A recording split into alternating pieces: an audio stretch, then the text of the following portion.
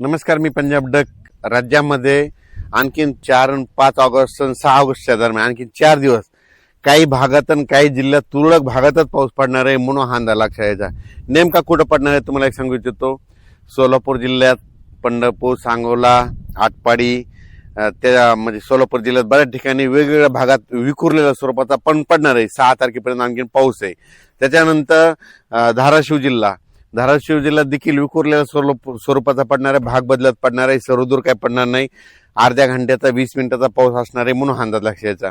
लातूर जिल्हा, त्याच्यानंतर बीड जिल्हा, त्याच्यानंतर अहिल्यानगर, त्याच्यानंतर जालना जिल्हा, संभाजीनगर, परभणी जिल्हा, बुलढाणा जिल्हा, अकोला जिल्हा, अमरावती जिल्हा, हिंगोली जिल्हा, नांदेड जिल्हा, लातूर, परभणी, त्याच्यानंतर यवतमाळ, त्याच्यानंतर इकडं पुसद हे असा पट्टा करीत अमरावती, नागपूर, वर्धा, भंडारा, गोंदिया, चंद्रपूर ह्या पट्ट्यामध्ये काय होणार आणखीन 6 तारखेपर्यंत असाच म्हणजे दुपारपर्यंत ऊन पडेल आणि सरी येतील. अर्ध्या तासाचा 20 मिनिटाचा पाऊस पडणार आहे म्हणून हे अंदाज लक्षात यायचा.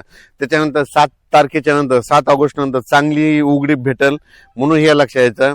मग 7 ऑगस्टच्या नंतर मग काय होणार आहे, परत काय होईल, एक कमी दाबाचा पट्टा असल्यामुळं ते मध्य प्रदेशकडे जात असल्यामुळं ते नागपूरकडून मग जवळपास 15-16 दरम्यान मग काय होईल, पूर्व विदर्भाकडे पुन्हा पाऊस येणार आहे म्हणून हा अंदाज लक्षात यायचा. मग पूर्व विदर्भामध्ये नागपूर, वर्धा, भंडारा, गोंदिया, चंद्रपूर, यवतमाळ, वाशिम, हिंगोली, अमरावती, अकोला, बुलढाणा आणि इकडे नांदेड, परभणी असं जालना पट्ट्यापर्यंत ते पाऊस येऊ शकतो म्हणजे 15 ऑगस्टच्या नंतरचा म्हणून हा अंदाज सर्व शेतकऱ्यांनी लक्षात घ्यायचा.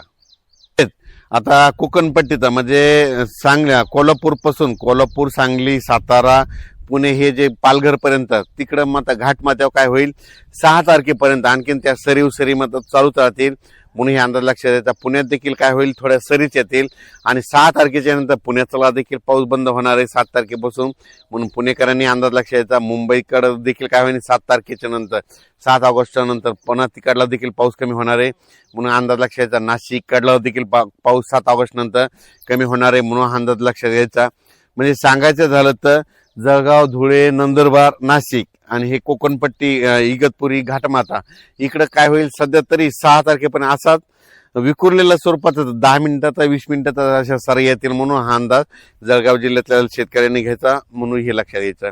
म्हणून शेतीचे कामे करण्यासाठी आता वेळ आहे म्हणजे 15 ऑगस्ट पर्यंत एक कमी दाबाचा पट्टा येईल पण ते मध्य प्रदेशकडे जात असल्यामुळं फक्त विदर्भातच त्याचा पाऊस पडणार आहे म्हणून हा अंदाज सर्व शेतकऱ्यांनी लक्षात घ्यायचा. आणि तसंच नाथसागर म्हणजे मराठवाड्याची ताण भागवणारं नाथसागर म्हणजे जायकवाडी धरण आजच्याला 90% भरणार आहे आणि कोणत्याही क्षणी त्या जायकवाडी धरणाचे दरवाजे, कारण की तिकडून पाण्याची आवक सुरू असल्यामुळं कोणत्याही क्षणी गोदावरी नदीत पाणी येणार आहे. मग गोदावरी नदीत जर पाणी आलं तर नाथसागरातून पाणी निघाल्याच्या नंतर ते पाणी सरळ नांदेडकडे येतं. मग हे जे बॅरेज आहे ते भरत येणार आहे.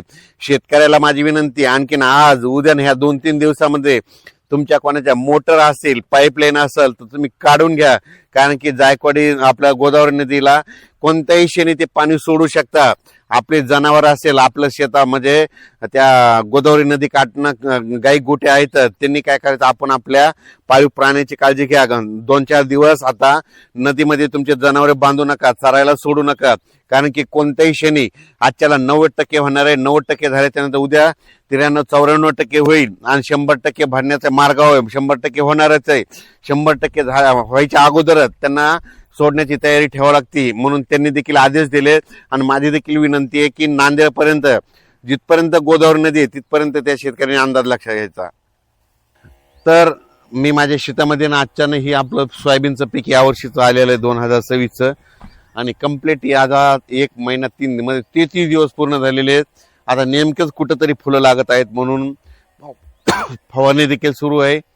शेतकऱ्याला विनंती आहे, उघड भेटेल तसं तुम्ही तुमच्या फवारण्या करू शकता.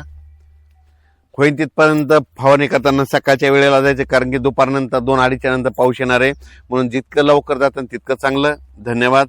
आणि जायकवाडी धरणातल्या शेतकऱ्याला सांगू इच्छितो, गोदावरी नदीच्या तुमच्या मोटर पाईप लाईन असेल तर आज उद्या परवा काढून घ्या, कारण की पाणी 100% सुटणार आहे आणि तुमच्या नाही काढ्या तर मोटरी वाहून जातील. धन्यवाद.